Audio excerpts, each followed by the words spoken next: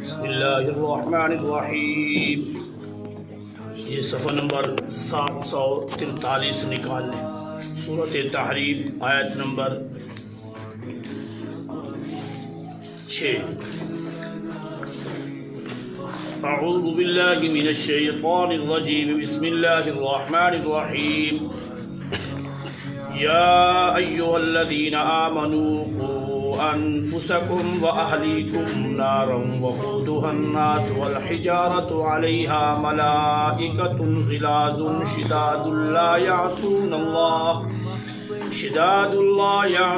اللہ ما امرهم ویفعلون ما یؤمرون۔ آج 9 فروری 2026 10 روزہ فہم دین کورس کا آج سبق نمبر 7 ہم پڑھنے لگے ہیں۔ آج کا سبق ہوگا کہ بچوں کی اسلامی تربیت،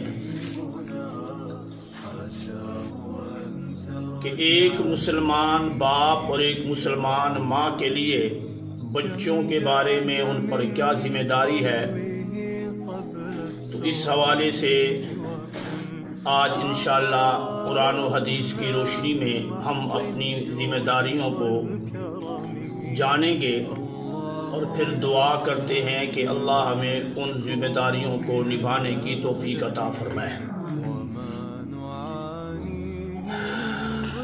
سب سے پہلے جو میں نے آیت پڑھی ہے سورۃ تحریم 28واں پارہ، اس کی آیت نمبر 6 ہے۔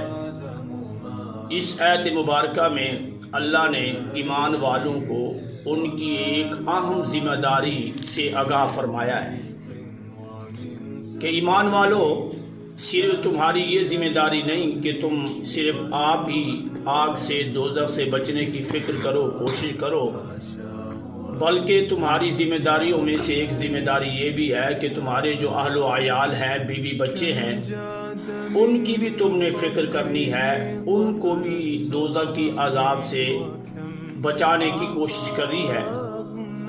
اور دوزخ کی عذاب سے ہر ایک انسان تب بھی بچ سکتا ہے کہ جب اس کا عقیدہ بھی صحیح ہو، اس کے اعمال بھی صحیح ہوں۔